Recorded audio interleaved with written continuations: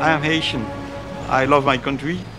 I was born here and I help my country. I'm dedicated to a fight. I will be dead in Haiti. I never want to die someplace else. Lui, c'est Antoine Izmeri, un homme d'affaires prospère, issu d'une famille d'origine palestinienne, millionnaire assumé, catholique pratiquant. Antoine Izmeri a financé la campagne de Jean-Bertrand Aristide en 1990, défié publiquement la dictature militaire qui a suivi le coup d'État de 1991, dénoncé les noms des familles les plus puissantes impliquées dans la répression. Il a résisté à visage découvert alors que beaucoup d'autres fuyaient ou se taisait.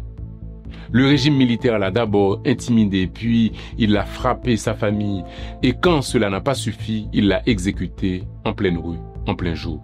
Voici l'histoire d'Antoine Izmeri, le millionnaire qui a choisi les pauvres et qui a payé ce choix de son sang.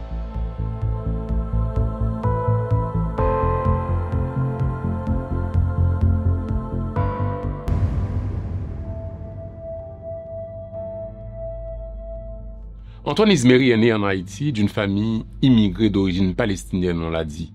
Il était de profession catholique et c'était l'un des hommes les plus riches du pays dans les années 80. Avec son frère Georges, il crée l'une des entreprises les plus prospères du pays dans l'import-export, la distribution alimentaire et le commerce. Au sein de l'élite haïtienne, il était considéré comme un homme discret, intelligent et engagé.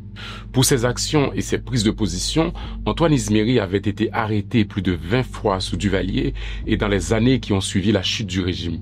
Sa maison et son magasin ont été attaqués à de nombreuses reprises. Opposant au général Prosper Avril à la tête du régime militaire, il est arrêté le 23 janvier 1990, puis expulsé du pays vers les États-Unis. Contrairement à d'autres personnes riches en Haïti, Antoine Izmeri ne regarde pas le peuple avec mépris. Il s'était au contraire attaché à ce peuple. Dans les rues de Port-au-Prince, avec son frère, il n'est pas rare de le voir distribuer de l'argent à ceux qui étaient dans le besoin. It is clear that I am a millionaire, but money has never gone to my head or like it does for so many people. Il est important d'attirer votre attention sur cet aspect de la vie d'Antoine Izmeri. Il était à l'époque parmi les hommes les plus riches du pays, je l'ai dit, et il se préoccupait du peuple contrairement aux autres riches qui exploitaient et écrasaient le peuple. Antoine Izmeri fait figure d'exception en ce sens. C'est un homme riche qui a choisi les pauvres, une anomalie presque dans l'oligarchie haïtienne. C'est donc tout naturellement qu'il soutient le père Jean-Bertrand Aristide en 1990, alors candidat à l'élection présidentielle. Antoine Izmeri finance sans réserve la campagne d'Aristide. Il voit en Jean-Bertrand Aristide une chance, une opportunité pour changer les choses. Mais le pari est risqué, car l'élite économique ne veut pas d'Aristide. Washington non plus ne veut pas d'Aristide. L'homme dérange, il était trop radical, trop populaire, trop incontrôlable. Mais le prêtre avait un atout majeur. Il était porté par le peuple. Le 16 décembre 1990, il remporte l'élection avec 67% des voix. Pour la première fois, les pauvres et les oubliés d'Haïti croient que quelque chose peut changer dans le pays. Mais ce rêve n'allait pas durer. Le 30 septembre 1991, après seulement 7 mois au pouvoir, Jean-Bertrand Aristide est renversé par un coup d'État militaire orchestré par le général Cédras, avec la complicité active de la bourgeoisie haïtienne. Le régime militaire qui prend le pouvoir est brutal et sadique. Les meurtres et les assassinats sont monnaie courante. Le lendemain du coup d'État, Antoine Izmeri est arrêté, emprisonné sans motif avant d'être libéré. On a tiré sur sa maison pour l'intimider. Mais Antoine Izmeri décide malgré tout de rester dans le pays pour résister. Il aurait pu fuir comme tant d'autres. Il avait les moyens. Mais non. Il reste et surtout, il refuse de se taire.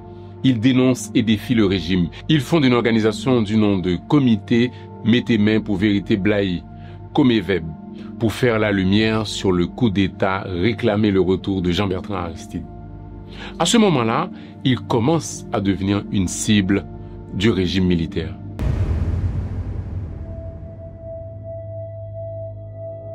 Georges Izmeri, le frère d'Antoine Izmeri, était un homme discret, peu connu du grand public. Il ne fait pas de politique, ne parle jamais aux journalistes, contrairement à son frère. Antoine et Georges Izmeri étaient comme des jumeaux. Ils travaillaient ensemble et étaient inséparables. Le 26 mai 1992, à 6 heures du soir, Antoine Izmeri et son frère Georges ferment leur magasin comme d'habitude.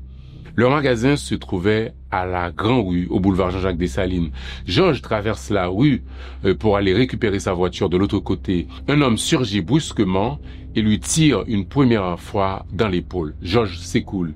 Il reçoit ensuite 2 autres balles dans le dos. Après quoi, le tireur court vers la cafétéria. C'était ainsi qu'on appelait un poste de police situé à quelques mètres de là. Les passants choqués par l'attaque n'osent pas réagir par peur de représailles. La police arrive par la suite et bizarrement, elle empêche à la famille d'approcher le corps.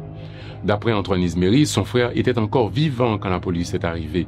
Ils ont décidé de l'emmener non pas à l'hôpital, mais directement à la morgue de l'hôpital général, comme s'il était déjà mort. On aurait dit que la police était venue s'assurer de sa mort. Bien sûr, il est décédé par la suite. 3 jours plus tard, grâce à l'insistance d'un avocat, la famille récupère le corps. Lors des funérailles, la brutalité du pouvoir continue. L'enterrement est interrompu par des hommes armés.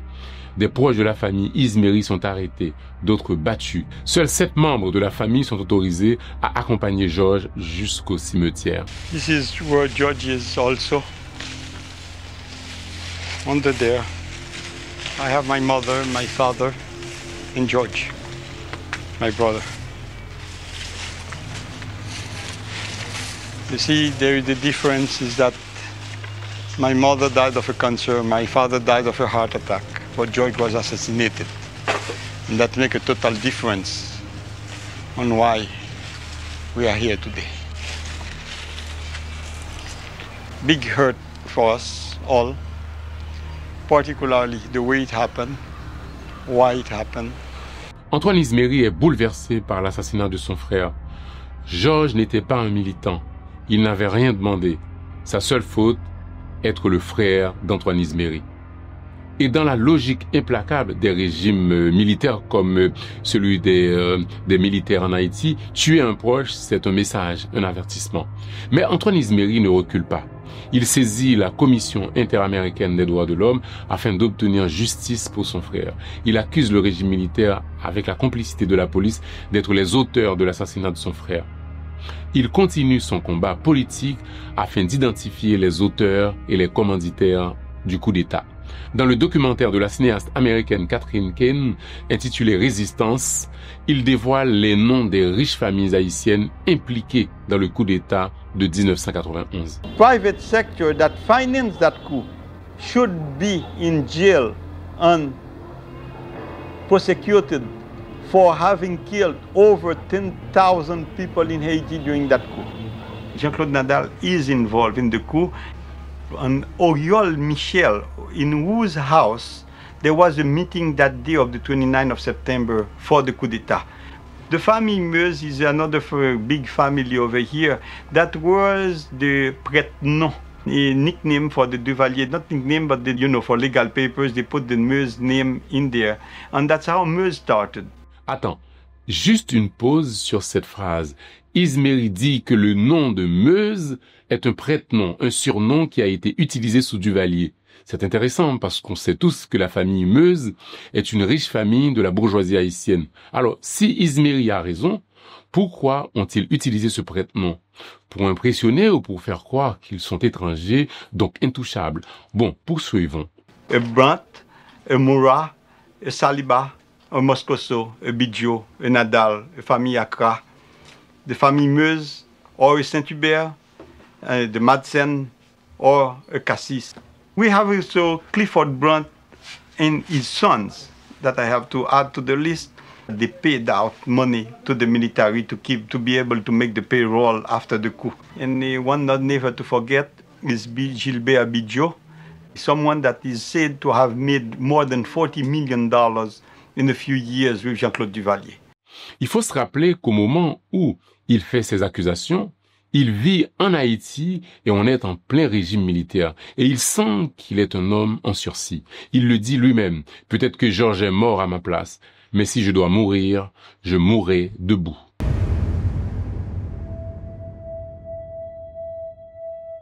Le samedi 11 septembre 1993, à 9h du matin, l'église du Sacré-Cœur s'apprête à accueillir une messe commémorative pour rendre hommage aux victimes du massacre de Saint-Jean-Bosco, survenu 5 ans plus tôt, le 11 septembre 1988, dans l'église où le père Jean-Bertrand Aristide faisait la messe. Ce jour-là, des hommes armés avaient ouvert le feu sur les fidèles, tuant et blessant des dizaines de personnes sous le regard complaisant de la police. Aristide a failli lui-même perdre la vie ce jour-là. Antoine Izmeri est l'un des principaux organisateurs de cette cérémonie commémorative. Il sait que sa présence sera vue comme une provocation par le régime militaire, mais il s'y rend malgré tout. Il sait aussi au fond de lui que cela pourrait être son dernier jour. Au milieu de la messe, vers 9h30, la porte de l'église s'ouvre brusquement. Des hommes armés entrent dans l'église et avancent d'un pas rapide vers Antoine Izmeri, qui essaie de se réfugier derrière l'autel. Ils l'attrapent et le traînent hors de l'église. Dehors, la foule qui se trouvait dans la rue a commencé à fuir. Les hommes armés amènent Antoine Izmeri dans la rue. L'un d'eux lui ordonne de s'agenouiller. Le premier coup de feu retentit. Il vise la tête. Antoine Izmeri s'écroule, la nuque éclatée, le corps étendu sur le sol. Les assassins partent alors vers l'avenue Jean-Paul II en tirant des coups de feu. L'un d'eux revient avec une grosse pierre avec laquelle il frappe violemment le cadavre d'Izmeri à 2 reprises.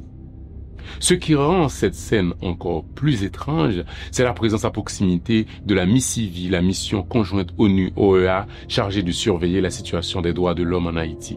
Des observateurs internationaux sont présents à l'intérieur et autour de l'église. Ils assistent à l'enlèvement, ils constatent l'exécution, ils en prennent note, mais ils n'interviennent pas. Peu de temps après l'assassinat d'Antoine Izmeri, la communauté internationale condamne mollement. Des rapports sont rédigés, des observateurs sont interrogés. Mais les choses en Haïti suivent leur cours habituel. Les morts sont enterrés, les coupables restent libres. Et pourtant, tout le monde sait, le nom de Louis-Jodel Chamblin, ancien chef paramilitaire, circule partout. Il est un vétéran des escadrons de la mort de l'époque de Duvalier, recyclé dans la terreur anti-aristide du mouvement paramilitaire FRAPP. Il est accusé d'avoir organisé l'exécution d'Izmeri. La Commission nationale Vérité et Justice le désigne formellement comme l'auteur du crime. En 1995, il est condamné par contumace à la prison à perpétuité pour le meurtre d'Antoine Izmeri. En 2004, Jean-Bertrand Aristide est à nouveau contraint de quitter le pays. Il s'envole pour un nouvel exil. Et dans la foulée, des figures du passé reviennent en force. Louis-Jodel Chamblin revient en Haïti avec fracas. Il fait partie aux côtés de Guy Philippe d'un groupe rebelle et armé venu renverser Aristide. Après le départ du leader Lavalas, sous la pression des organisations internationales, Chamblin se constitue prisonnier. Mais pas pour longtemps. Un nouveau procès est organisé. Un procès expéditif pour blanchir Chamblin. En moins de 24 heures, le verdict est connu. Chamblin est acquitté. Amnesty International, la Fédération internationale pour les droits humains et plusieurs autres organisations haïtiennes dénoncent une farce judiciaire. Mais il est trop tard. En 2005, Chamblin sort de prison. La boucle est bouclée. Et Aristide, celui qu'Izmeri avait soutenu, financé, défendu au péril de sa vie. Élu une première fois en 1990, renversé en 1991, réinstallé en 1994 par les Américains, puis réélu en 2000, Jean-Bertrand Aristide a fini par décevoir une grande partie de ceux qui avaient cru en lui.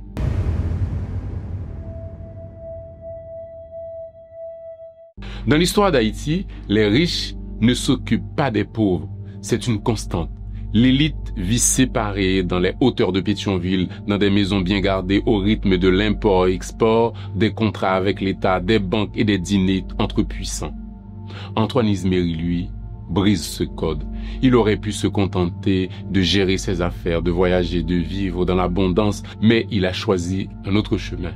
Un chemin de rupture, un chemin qui l'a conduit à la mort. Parce qu'il a pris fait et cause pour le peuple, parce qu'il a soutenu un président populaire, parce qu'il a dénoncé l'armée, les familles puissantes, les trafiquants, les corrompus, les duvalieristes recyclés, il est devenu un traître aux yeux de son propre camp. Aujourd'hui, Antoine Izmeri a une statue à son effigie à Port-au-Prince et un lycée situé à Petite Place Cazaux qui porte le nom de Georges et d'Antoine Izmeri.